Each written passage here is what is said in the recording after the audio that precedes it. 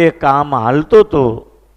મૂર્તિ હાવ તૈયાર થઈ જવાય, માથાના ભાગની સોટી જે લાંબી હોય એ પણ તૈયાર થઈ, ફક્ત પાલિશ કરવાનું બાકી હતું. મૂર્તિ તૈયાર થઈ ગયાની વાતો થવા માંડી. મહારાજને નારણજીભાઈ બહાર નીકળી અને હાકળમાં, તેથી તાળા નહોતા, જો તાળું માર્યું તો આવી ઘટના ન બનત.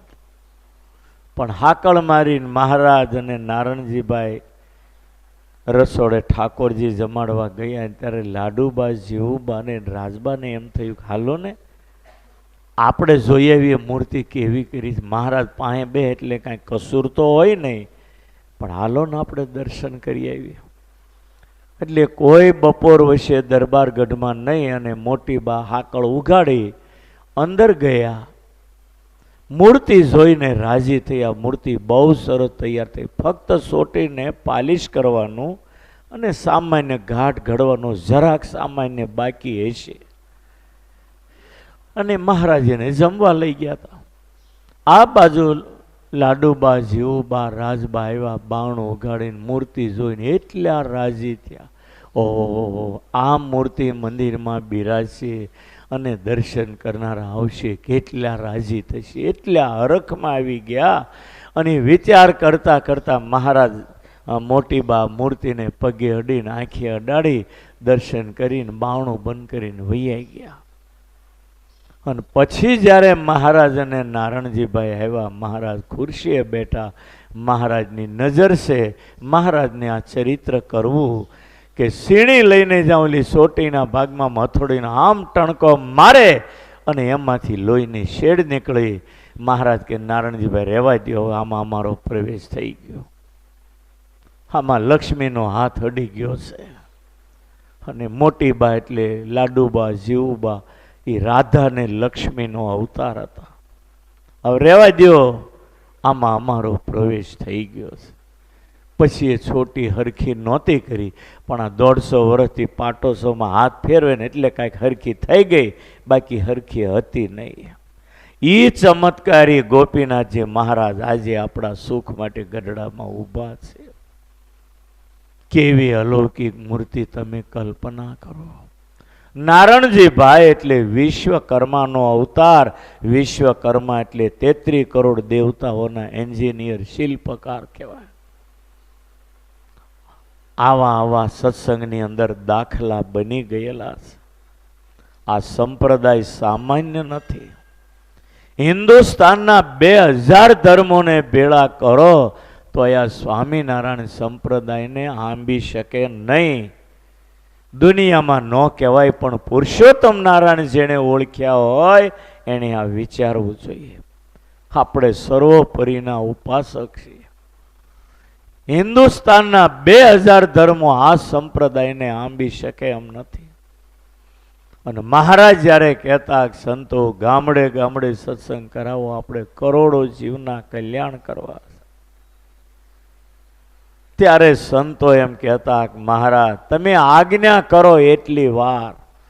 દુનિયામાં પાંદડે પાંદડે જો એકવાર સ્વામિનારાયણનું નામ ન લેવરાવીએ તો યાદ કરજો.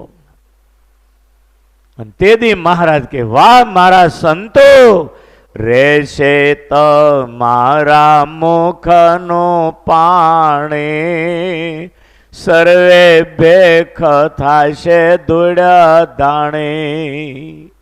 આજે તમે ગામડામાં જાઓ, લોકો ધૂળ નાખે ને ઠીકરા તોફાન કરે ને લાકડીએ માર મારે, પણ એકવાર એ ભેખ ધૂળ ધાણી થશે અને તમારું દુનિયામાં નામ રહેશે. તમારા મુખનું પાણી રહેશે. તમે બોલ્યા ને પાંદરે પાંદરે સ્વામિનારાયણ નામ લેવડાવશું અને એકવાર કળિયુગમાં સત્ય થઈને રહેશે. અને ભાગવતના પુરાવાની વાત કરું તો ભાગવતજીના મહાત્મ્યની અંદર કથા છે કે યમુના કિનારે જ્ઞાન વૈરાગ્ય વૃદ્ધ થઈ ગયા અને ભક્તિ, એની માં ભક્તિ, બે સુતેલા બાળક એની પાસે બેસીને ભક્તિ સોધાર આંસુએ રડતા હતા. માં યુવાન અને દીકરા ઘરડા થઈ ગયેલા. ઝૂરી ઝૂરી બે દીકરાની છાતીએ માથા મૂકીને માં ભક્તિ રડતી હતી. એવામાં ત્યાં નારદજી નીકળ્યા. ભક્તિએ બૂમ પાડી, ઓ સાધુ! નારદજી ત્યાં આવ્યા. કેમ દેવી? તક નહીં સમજાતું. હું માં યુવાન અને મારા દીકરા હાવ ઘરડા થઈ ગયા. આવું વિપરીતપણું કે? ત્યારે નારદજીએ કહ્યું કે અત્યારે કળયુગનો જોર છે, આ કળયુગનો પ્રભાવ છે. હે ભક્તિ, અત્યારે આ પૃથ્વી ઉપર તમારા પુત્ર જ્ઞાન વૈરાગનો કોઈ ગ્રાહક જ રહ્યો નથી. અને ભક્તિ બહુ રડ્યા. નારદજીને દયા આવી અને તે દી નારદજીએ યમુના કાંઠે ભક્તિની સામે પ્રતિજ્ઞા કરી, ભક્તિ આજે ભલે ગમે એવો સમય હોય પણ મને એટલો ભરોસો કે હું નારદ ભગવાનનો દાસ અને તમને સત્ય કહું, ભક્તિ એક વખત જો દુનિયામાં ખૂણે ખૂણે જો તમને ગાજતી ન કરો તો હું ભગવાનનો દાસ નહીં. આ પ્રતિજ્ઞા ભાગવત માધ્યમમાં નારદજીને અને આજે ગુજરાતમાં ભક્તિ હિલોળે ચડેલી દેખાય.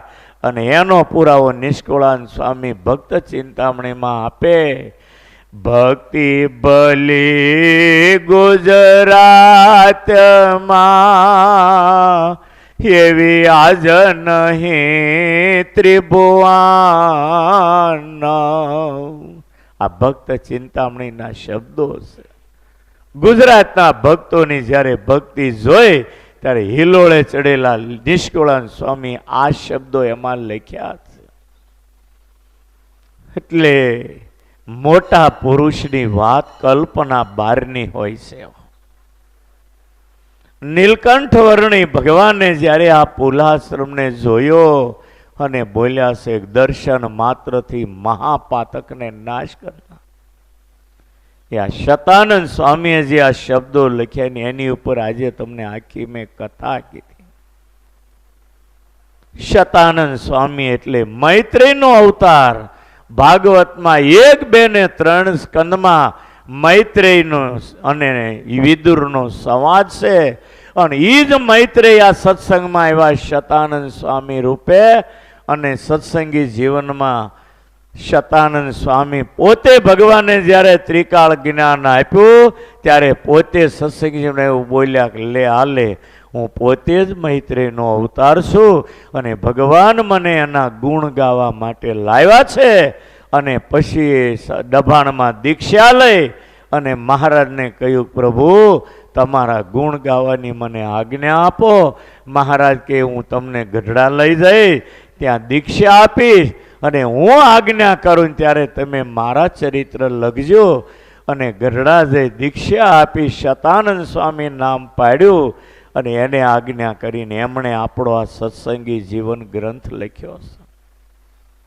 નીલકંઠ વર્ણી ભગવાન એ પુલાશ્રમમાં આવે. શું એ પુલાશ્રમની વાત કરું? જેણે જેણે પુલાશ્રમના દર્શન કર્યા હશે ને એને ખબર છે. વર્ણી આજે શ્યામગીરી શ્વેતગીરીનું ઉલ્લંઘન કરી અને એ પુલાશ્રમની મહાન તપોભૂમિમાં આવ્યા. શતાનંદ સ્વામી બોલ્યા કે દર્શન માત્રથી મહાપાતકને નાશ કરનાર એવો વર્ણીએ પુલસ્ત મુનિનો પુલાશ્રમ જોયો. આ એ શબ્દો ઉપર મેં આજે વાત કરી તમને. એટલે અમુક મોટા પુરુષના વચનો છે ને એને આપણે આંબી શકીએ એમ નથી, પણ મોટા પુરુષોના વચનમાં કાંક ને કાંક રહસ્ય હોય છે. અને એ પુલાશ્રમની હું તમને વાત કરું. હું તો 6 વખત યાત્રા કરી આવ્યો. હજી ઝંખ ના થાય, રડવું આવી જાય કેદી એ પુલાશ્રમનું દર્શન થાય. આપણે માટે સ્વામિનારાયણ ભગવાને કેટલો દાખલો કર્યો. આપણી બુદ્ધિ બહારની આ વાત છે. પુલાશ્રમની કથા આપણે હવે કાલે સરસ જોઈશું. સહજાન સ્વામી મહારાજની સહજાન સ્વામી મહારાજ. શતાનંદ સ્વામી સર્વમંગળ સ્તોત્રની અંદર એટલું સરસ મંગલ નામ લખ્યું,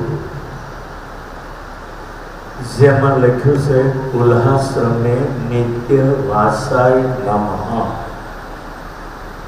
અખંડ જેનો ઉલ્હાશ્રમમાં વાસ, એવા સ્વામિનારાયણ ભગવાનને હું નમસ્કાર કરું છું. ઉલ્હાશ્રમ,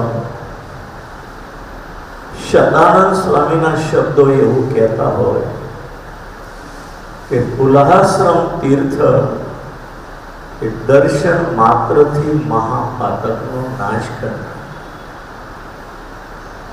ઉલ્હાશ્રમની યાત્રા જિંદગીમાં એકવાર કરવા જેવી ખરી. મેં 6 વખત ઉલ્હાશ્રમની યાત્રા કરી, હજી જીવ ત્યાં ખેંચાયા કરે. એકવાર જાઓ, મળતા પહેલા એકવાર નીકળો ત્યારે મને બહુ રડવું આવી જાય. હે ભગવાન, ફરી વાર અવશ્ય થાય. કરોડો બ્રહ્માંડોના અધિપતિ પુરુષોત્તમ નારાયણ આ ફૂટલા બ્રહ્માંડમાં ભારતની ભૂમિ ઉપર માનવ દેહ ધરી ઉઘાડે પગે વિચરણ કરે. આ કઈ નાની વાત નથી. નિષ્કુળ આનંદ સ્વામીના શબ્દોમાં કહું, પુરુષોત્તમ પ્રકાશમાં કહ્યું છે, આ બ્રહ્માંડની પૃથ્વી એવી સદભાગી છે જેની ઉપર પુરુષોત્તમ નારાયણ માનવ દેહ ધરીને ઉઘાડે પગે 8 વર્ષ સુધી વિચરણ કર્યું છે. આ બ્રહ્માંડના સૂર્ય ચંદ્ર તો ભાગ્યશાળી, પણ પૃથ્વી ભાગ્યશાળી. કેટલી ઘોર તપસ્યા. આપણી બુદ્ધિ બહારની આ બધી વાત છે. જ્યાં ચારે બાજુ બરફના પહાડો દેખા, જો કે બહુધા ત્યાં કોઈ રાત રહેતા નથી. નીચે જોન્સનમાં આવીને રાત રહે છે. પણ મુકે દળવા લઈ ગયો થોડા, ને હલવાના હતા એટલે અમારે ત્યાં રાત રહેવાનું થયું. અને હું હાવ બેભાન સ્થિતિમાં થઈ ગયો તો તાત્કાલિક 2,500 બાજુમાં હોટલ ભાડે લીધી. હીટરો લાવી ગોઠવા, નહીતર જવાની અણી ઉપર હતો. કોઈને ઉતારા મળે ને, ઠંડી મારી નાખે એવી. સૌથી વધારે ઠંડી મેં જોયું હોય તો એ ઉલ્હાશ્રમ. ઉતારાની કોઈ વ્યવસ્થા કરેલી ને, રોડ ઉપર પગથિયામાં ડોશીમાં બેઠા. 2-3 ડોશીમાં તો જવાની અણી ઉપર હતા. પરિણામ એ આવ્યું કે મેં ધોલેરા મદન મોહનજી મહારાજને રસોઈ માની હતી. જો આમાં કોઈ નહીં મરે ને તો હે મદન મોહનજી મહારાજ, ધોલેરા રસોઈ. 2-5 દોષી મરવાની અણી ઉપર હતા. ઉતારા મળ્યા ને ખુલ્લામાં તરફડિયા મારી હાલતે. પણ પરિણામ એ આવ્યું, મદન મોહનજી મહારાજ જીવતા ને જાગતા ધોલેરામાં દેવ બિરાજે. સવારે અજવાળું થયું ને તો સાંભળ્યું કોઈ મર્યું નથી. મેં આખી રાત તરફડિયા માર્યા. કેટલા માણસો મારી પથારીએ ચારે પડ્યું. મને એમ લાગતું હતું હું તો વયો જવાનું છું. તેથી મહારાજે વળી રાખી લીધો. લેવાના હતા યાત્રામાં 250 માણસો મૂકે છે. 450 પોણી 500 લીધા. હવે ઉલ્હાશ્રમમાં ઉતારાની વ્યવસ્થાની નકરો પરમ. એ મદન મોહનજી મહારાજે બધાને જીવતા રાખ્યા. નકર 5-25 તો ગયેલા જ હતા. 35 વર્ષ પહેલા યમનોત્રી ગયો ત્યારે એવું થયું, બધા હાલી ઉપર જા, હું એકલો પાછળ રહી ગયો. ભેખડ ઉતરીને યમનોત્રી જઈને મેં કીધું હું ભજન કરું, માળા કરું. પણ એમાં બરફ પડવો શરૂ થયો. લોકો બધા ઉપર વહી ગયા. હું એકલો અધવચ્ચે હતો. એવી હાવ નકોર ભેખડો ચડવાની. એવામાં બરફ પડવાનું શરૂ થયો. ગોળાવાળા નથી, આમ ઝેણવાળો બરફ ભેગા કરતા એવી કણીઓ પડે. ભેખડ સડીને રસ્તે પહોંચાય એમ નહોતું, પણ એ કેમ પહોંચ્યો એ પાછું ભગવાન જાણે, મને ખબર નહીં. પરિસ્થિતિ એવી થઈ ગઈ હતી ને તેથી રહેવાની કોઈ શક્યતા નહોતી. પણ એટલું બધા યાદ રાખ્યો, જે લોકો હરિદ્વારથી ચારધામમાં જાય છે ને એની હારે નીલકંઠ વર્ણિ અને નરનારાયણ દેવ દેખાય નહીં ભલે, પણ હારે ધ્યાન રાખે એ ચોક્કસ વાત છે. જેણે યાત્રા કરી હોય એને અનુભવ હોય છે. આપણો બધાનો અને દેશનો સદભાગ્ય એક ભારતમાં આવા તીર્થો છે. એમાં ઉલ્લાશ્રમને તો શું મારે વાત કરી. મને યાદ આવે તો એકલો રડવા માંડું છું. ક્યાં સ્વામિનારાયણ ભગવાને જઈને ઘોર તપ 5 કિલોમીટર જેટલો હાલવાનું હશે, પણ એ હાલીએ ત્યારે વાતાવરણ ચારે બાજુ જોઈએ આપણે ધ્રુજારી છૂટી જાય, અંતરમાં એટલું ટાઢું થાય ને એની કોઈ સીમા નહીં. વર્ણે જ્યારે આગળ હાલ્યા જતા હોય એવું જ દેખાયા કરે, બીજું રટણ જ. આજે કહી શકું કે ત્યાં કલિયુગ નથી તો એમાં જરાય અતિશયોક્તિ નહીં હોય. ઉલ્લાશ્રમ એટલે બસ ઉલ્લાશ્રમ. ભગવાન દયા કરે ને યોગ આપે, મળતા પહેલા એકવાર ઉલ્લાશ્રમની યાત્રા. હું 72 જણને લઈને ગયો તો અહીંથી 7-8 વર્ષ 10 વર્ષ થઈ ગયા છે. બોર્ડરેથી અમદાવાદની બસના માણસો થોડાક જોડાઈ ગયા હતા. એ હલવાના હતા, એને બીજી ભાષા નો આવડે, બોર્ડર ઉપર બેઠા. અમને કે અમારી બસમાં આવો. હાલીને અમે બોર્ડરેથી આગળ ગયા તો ઝાડવા નીચે બધા બેઠેલા. મેં ક્યાં બસનું કાંઈ ઠેકાણું નથી, હવે તમારું થાય અમારું થાય, અમે તો હલવાઈ બેઠા છે. પછી તો અમે કેવી પરિસ્થિતિ પસાર કરી દીધો અમે અમારો ભગવાન જ જાણે છે. ઉલ્લાશ્રમ ગયા તો ખરા, પણ એટલી હેરાનગતિ હતી ને એની કોઈ વાત પૂછો. કોઈ વાહન મળે નહીં, અને મળ્યું ત્યારે મહા મહેનતે અમે ઉપર પહોંચ્યા. જોન્સન જાવ ને ત્યાં આપણો આશ્રમ છે, અમદાવાદના મહારાજશ્રીએ કરેલો. બાજુમાં એરપોર્ટ છે, એરપટ્ટી, અને એના શેડા ઉપર અડોડે આપણો આશ્રમ. રોજ સવારે એવો વંટોળિયો આવે ને, બહાર ઉભા તો આપણને ભંગોળી નાખી દે એવો. કહેવાય છે ગોકુળની અંદર જે તૃણાવર્ત દૈત વંટોળિયો બનીને આવેલો એ મૂળ ત્યાંનો હતો. સવારમાં એવો પવન રોજ 308 દિવસ ફૂંકાય, ન પૂછો વાત.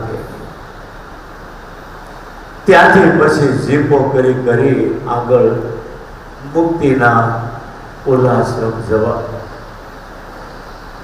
કિલોમીટર તો 18-20 જ હશે, પણ એટલી જોખમ ખેડીને જવાનું. નદીના પટમાં રેતીનો પટ, 1/2 કિલોમીટર જેટલો પોળો પટ, બે બાજુ આમ દિવાલો કરી વળી એમ પહાડો.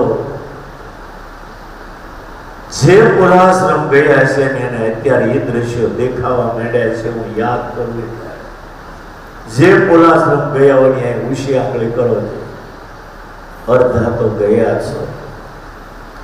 ઈ જ્યારે નદીનો પટ પૂરો થાય, ભેખડમાં જ્યારે ઈ જીપો ચડતી હોય, ડિસ્કો રમતી હોય ને ગલોટિયા ખાતી હોય ને એમ જાય, એમ લાગે કે આપણે ઠેઠ નહીં પહોંચીએ. પણ એટલી ભેખડો ચડીને ઊંચે જાય ને ત્યાં બીજું મેદાન આવે. એમાં રમરવાઈને જીપ જાય, આમે જો તો પાછો બીજો પહાડ ચડવાનો.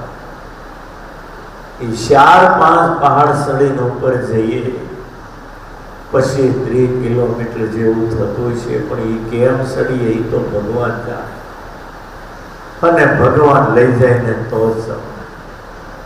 અને ઉપર ગયા પછી 2-3 કિલોમીટર હાલવાનું આવે, એ પણ એવું. અને બીજી બાજુથી ઠંડી, એમ કે મારું કામ છે. મને તો ત્યાં એ વિચાર આવે કે ગરમ ગરમ ધાબળા, સ્વેટરો બધા એ પહેર્યા હોય, અમે કોઈ બે ધાબળીઓ ઓઢીએ,